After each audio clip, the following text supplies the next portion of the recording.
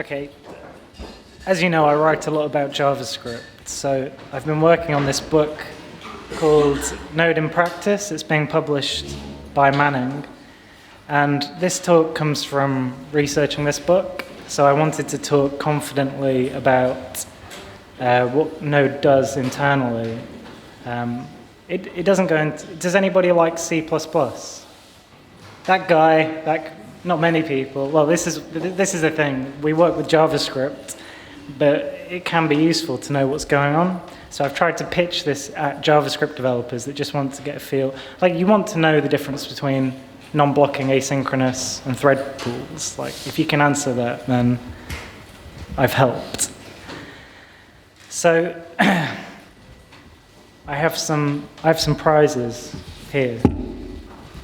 And these prizes are books, but they're book coupons. So I've put some British-themed computer science questions that aren't about Alan Turing or Ada Lovelace in this talk. And my slides don't have any funny pictures because we've only got 25 minutes. Although I've left this one in there, which is a GIF with a J. I say it that way because it sounds funny. And that's a Ruby on Rails developer. So this is what Node looks like in my lazy block diagram. And what we're going to talk about today is the bit in the red dotted line. So the core modules, C++ bindings, and some other bits and bobs, mainly UV. So you can understand all of this, but maybe not V8 so much, because that's some crazy here be dragons nonsense. But you can understand the core modules, certainly. So if you've never looked at them, hopefully this talk will inspire you to open Node source and have a look around. So today we'll look at Node's source layout, how to navigate it, what's in it. And then we're going to look at the core modules, then C++ bindings. Then we're going to go all the way from JavaScript to libuv, and maybe tickle the operating system a little bit. And then I'll just quickly show you how to make a debug build in case you've never seen that, so you can prod Node yourself and see what it does. So what's the point? Why are we here? Not metaphysically, but why are we here to learn about Node? Well, hopefully, if you learn a little bit about what goes on internally, you can use the core modules more effectively. And you could do a little bit of low-level debugging, like if you've now been scared to death about memory leaks, maybe you could have a look at how that works. You could even write C++ add-ons, which doesn't mean you have to be some kind of wizard. It just means that you can write bindings to existing C++ libraries. That's what most NPM modules really are. There's not a huge amount of new native code in there. And then I want you to be able to say what uses thread pools, what's non-blocking, and what asynchronous APIs are. And although things like DRY encapsulation and best practices like that are good, ultimately you should avoid repeating Node. This is a source of frustration for me when I'm working on my pristine Node project and new developers from the Ruby or Python world come in. They just install all these modules, and half the time a lot of it can be done already. It's not just that it can be done well if they only took the time to learn what's there. All right, so here's the first book question. You've got to answer it quickly because we don't have much time. Who was the... Sinclair. All right, who was that? All right, there you go. There's another question. This is probably the reason I started programming, because of this computer, so I thought that was important. Anyway, all you need to do to get Node source code is check it out with Git. So if you're comfortable with Git branches and tags, which I assume you are, then if you've got Node source code on your laptop, you can switch between different releases because they tag releases. So when I'm working on my book and I want to say Node 0.10.x does this, even if I'm disconnected, if I'm on my long commute and I'm just trying to get some work on my book done, I can switch between Node's releases. And I can get in there and have a look at what it's doing. I don't need any special tools, just Git. And once you've got the source code, I think Node's code is actually, there's not much cruft in there, like if any, like it's fairly clean. And the three most important directories are probably deps, lib, and source. The deps directory has the third-party dependencies, so you'll find UV and V8 in there. Then you've got the core modules, which are JavaScript, so that's probably where most of us want to hang out for a bit. And then the source folder has the C++ bindings, so that's things that bind the core modules to the native dependencies. And the core modules have loads of cool stuff, like some I/O primitives like buffers and streams, and some networking stuff. Unlike certain programming languages that have FTP clients and POP clients in their standard libraries, which I think is hilarious, but Node doesn't. Node has things for TCP sockets, UDP, HTTP, and a few other bits. I've just truncated it a little bit for this slide. But then there's also some support modules. So we've got this util module, which you've probably used, like util inherits. I noticed in the master branch of Node that they've started to kind of deprecate a lot of this stuff. So, because I've always thought util was, whenever I see util in a programming project, I think it's probably badly named. It's just, they couldn't be bothered to think of a good name for it, so they just shoved stuff in there. So, I hope maybe we're moving away from that. I just noticed it when preparing for this talk, but in the core modules, you'll notice a huge amount of reuse. So here, we've got NetSocket. NetSocket is used to make things like the HTTP module, and it inherits from duplex streams, which inherit from readable streams, which inherit from streams. So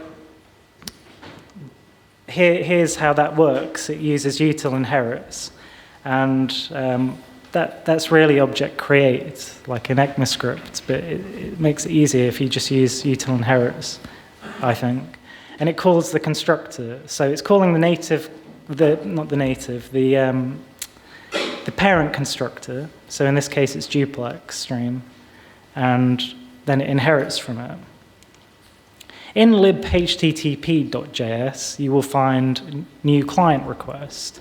Client requests use net create connection. Net create connection uses NetSocket. So we've got this heavy amount of internal reuse, and we have a lot of inheritance going on, prototypal inheritance. Now this example is just showing you what you can do. Most of you can probably already do this, but what you can do knowing that the networking libraries speak in streams. So here I'm making a HTTP request to the BBC News website, and I'm going to pipe the response from that request through a stream of my own creation and then out to a file. So this is the stream of my own creation. It replaces all instances of BBC with Big British Castle, which is obviously the correct way to read that acronym. And all I've done is knowing that HTTP uses streams because networks use streams, I can do all kinds of transformations on the data relatively efficiently. So if you want to get good at Node, if you don't want to make me mad, then you need to get in the core modules, look how they work, and learn them. They're just there. You don't need fancy books. You can just read the source. So what about those native libraries? Well, we have CARES, which I like to call cares, because it cares about DNS. And it uses non-blocking TCP sockets. So what happens is it has its own socket creation function called OpenTCP socket. And this function sets the non-block flag. So that's something that the Berkeley Sockets API gives you. It can already do non-blocking network calls. It can say, I think it basically says to the operating system, when you're done with that TCP garbage, just run this callback. So it fits in quite nicely with Node. There's a HTTP parser, which is like a giant 2,200-line C file. And I wanted to get mad about it and say it should be refactored, but when I read it, I thought it was probably okay. And I think it is fine the way it is. I could get some appreciation of what was going on. And then there's UV, which is like the crown jewel in the collection, which provides an event loop and callback-based notifications of I/O. And it has things for working with non-blocking networking, asynchronous file access, things for handling child processes. And it gives you tools that you need to wrap blocking libraries with asynchronous APIs. Then there's V8, which I didn't want to talk too much about, otherwise we'd be here all day. And this is you probably know it's a JavaScript engine. It actually does provide things that the Node developers need to do things like function templates, and I'll look at that a little bit later. So does anybody know what company developed the RISC chips used? Wait a minute. Yeah, it was Acorn, yeah. I would have accepted ARM Holdings as well. I've already got your book, so. Oh, who else? Anyone else?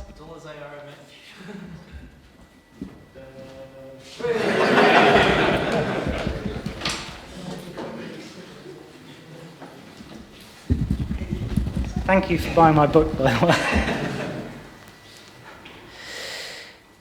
So how does a node process start up? This is quite interesting because you can cut from C++ through JavaScript and then into your code.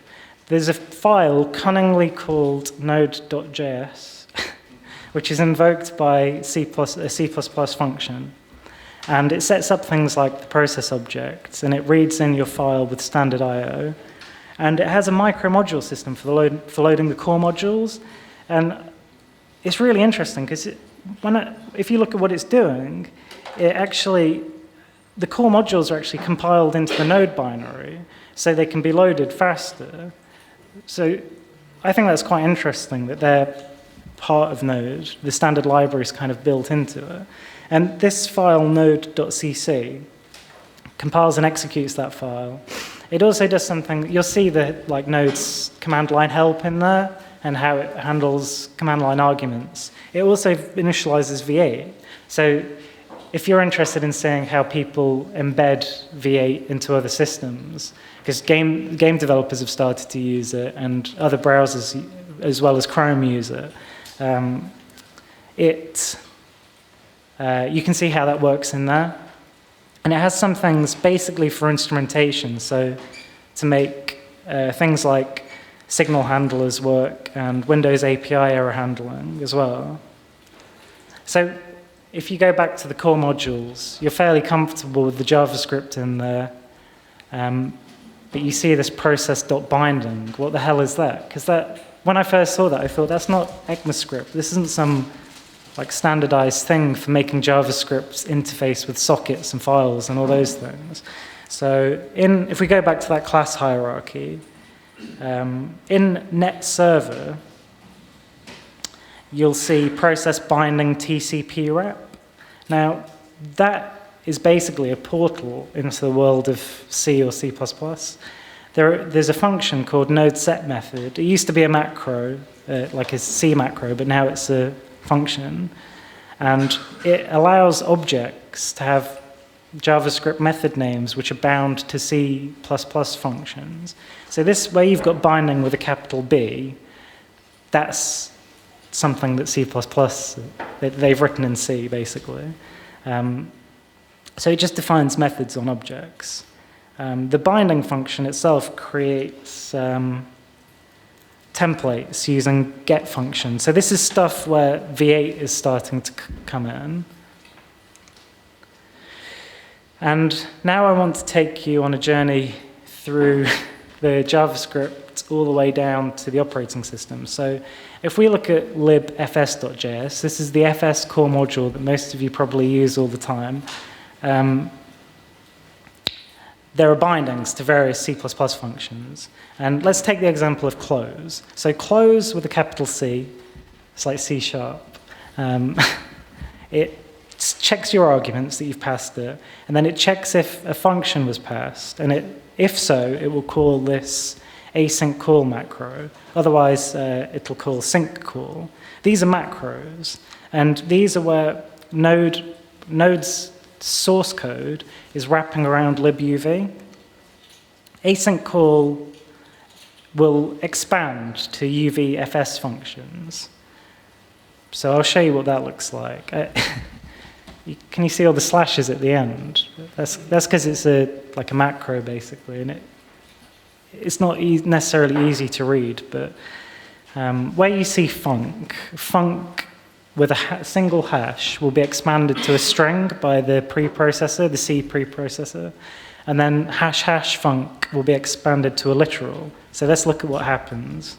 So we got fs rec wrap close in a string, and then we've got UVFS close. So we're setting up a request to UV to do this piece of work at some point in the future, whenever it can, and then to tell us when it's done. If we follow that down to UVFS close, we have this init macro, then we post. So it's kind of quite a nice metaphor, like it's setting up a piece of work, then it's posting the piece of work to be done later, and then this function will finish. So the init macro expands to where it says UVFS hash type. That will expand in our example to UVFS close.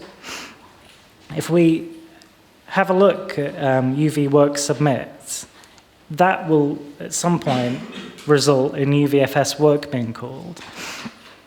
So UVFS work is like, it's a bit of a humdinger of a function because it has like a macro that calls a macro, and I've expanded it here so it makes some sense and will fit on a slide. But basically, where you see UVFS close in that switch statement, it will call the close system call, which when I first saw this, that kind of blew my mind because I thought, isn't a system call blocking? But of course, we've told UV to do a piece of work in a thread pool. So we've posted that piece of work to be done when the process can do it. And then we're doing other things while that's happening, hopefully. So if we just recap on that, it seems more complicated than it is. It's more convoluted than it is, but I think it's quite elegant, really. libfs.js is your world of JavaScript, and you call this binding, which is a C++ function, which calls a function from UV, which sets up a piece of work to be done on a thread pool, and then eventually we call close. Oops. So what about networking? Well, like the DNS library I mentioned earlier, TCP sockets have a non-block flag. So UV is able to say, do this piece of, like this TCP request, then run this when you come back. So it works differently to the file system. So in this case, the file system can actually be blocking, but it's wrapped in thread pools. In networking, we can do non-blocking requests. But all the time, these things to us are wrapped in asynchronous APIs. And networking that's where I started to really get confused about what Windows was doing. So there's very platform-specific tailoring in there. I'm not a Windows expert at all. All of my examples here have been from the Unix source. And then we've got UVQ work, which is interesting because if you've got a blocking library, something that's inherently just designed that way, you can wrap it with UVQ work. And that is used in the case of crypto and zlib. So certain pieces of work that zlib are doing, it is going to block. So UV will execute that with UVQ work. So armed with this fascinating new knowledge, you can make yourself a debug build of Node with make build type equals debug. So like if you've got the Node source on your laptop, you can just do this. You don't need anything special. Although you need a C C and C++ compiler. But hopefully you've got that. And that will allow you to do things like debug it with, this example has Apple's instruments, because I work in a company, at the moment I'm working in a company that does Objective-C, and I'm writing their Node web services. So I just wanted to see what instruments was like, because we were already using it. But actually, I don't like it at all. I went researching this just to look how like thread pools behave when you do lots of network or lots of file system requests and so on. I was using LLDB. That's on my Mac as well. So with LLDB, you can set up symbolic breakpoints. So you could say whenever you run UVFS read to read something from a file, break, and then you can step through and see how it works. And maybe you could use that to figure out those memory leaks as well. So Node's internals aren't that scary after all. If you want to become a better Node developer, which I'm still working on, then you want to look at the core module source code. It really teaches you a lot. Oh, here's the last question. Who is the founder of the Raspberry Pi? Who? David Braden? Yeah. Do you want me to give it to you afterwards? All right. And I'll leave you with this quote by Douglas Adams. We're stuck with technology when what we really want is just stuff that works.